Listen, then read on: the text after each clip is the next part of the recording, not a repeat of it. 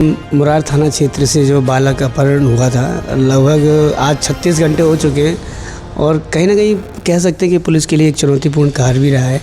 इस संदर्भ में आईजी साहब ने 30,000 का इनाम भी घोषित किया था। आज मेरे साथ में मौजूद हैं। 1 नवंबर की घटना है जब एक बालक 3 वर्ष का मोहनपुर में खेल रहा था और उस समय वो अचानक लापता हो गया। बालक के लापता होने के बाद जब थाने में इस संबंध में सूचना दी गई तो तत्काल थाना मुरार में 137 सब सेक्शन 2 BNS के तहत अपराध पंजीबद्ध किया गया और विवेचना शुरू प्रारंभ की गई। विवेचना प्रारंभ होने के बाद ये तथ्य सामने आया कि जो बालक के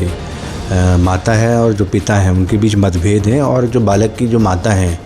वो पिछले 6 महीने से मोहनपुर में रह रही हैं और उनके जो बालक के पिता हैं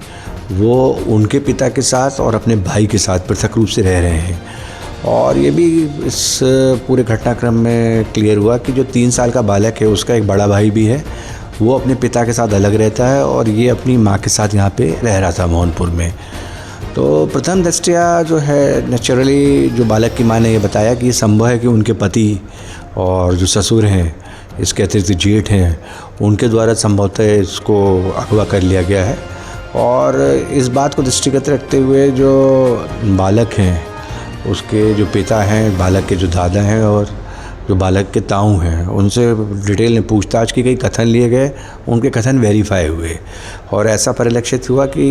प्रथम दृष्टया अभी वो आरोपी नहीं लग रहे हैं। इसके बाद और विवेचना को आगे बढ़ाया गया तो इसमें कुछ सामाजिक जो मतभेद हैं और कुछ अंतरंग संबंध वगैरह के एंगल्स सामने आए जिन पर लगातार विवेचना की गई और ये प्रयास किया गया कि हम ये स्थापित करें कि बालक किस घटनाक्रम के तहत लापता हो गया है।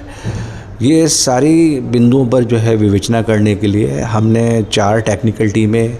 4 अनुसंधान दल अलग अलग दिशाओं में, इसके अलावा जो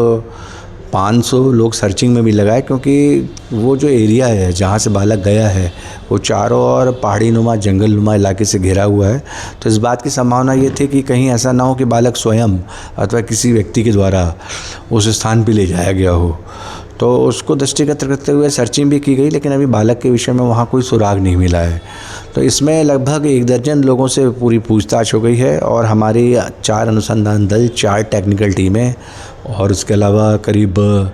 500 का स्टाफ, जो कि अब पहले एक पर्टिकुलर दायरे में चेकिंग कर रहा था, वो अब क्षेत्र के और अलग अलग दायरों में चेकिंग कर रहा है। तो वो पूरा इसमें लगातार अपने कार्य सभी दल कर रहे हैं और हमारा मूल उद्देश्य यही है कि किसी प्रकार से हम बालक को रिकवर कर लें या किस घटनाक्रम के तहत बालक गायब हुआ उसको इस्टेब्लिश कर दें। पहले पुलिस अधीक्षक ने बालक की जो पता रसी के ऊपर 10,000 रुपये का इनाम घोषित किया था और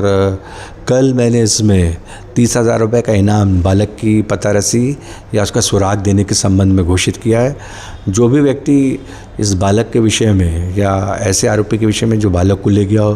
सूचना देगा, उसको 30,000 रुपये का इनाम दिया जाएगा। उसका नाम पूर्णतः गोपनीय रखा जाएगा यदि वो चाहेंगे, और यदि वो चाहेंगे कि नाम ओपन करें तो निश्चित रूप से इसको ओपन भी किया जाएगा। तो कुल मिला के हमारा अभी उद्देश्य और ऑब्जेक्ट यही है कि बालक को रिकवर करें और इसके लिए सतत हमारी जो है भोपाल, इसकी जो सतत हमारी ग्वालियर पुलिस की टीम जो है प्रयासरत है और इसमें निश्चित रूप से हम चाहते हैं कि उसकी सुरक्षित रिकवरी हो।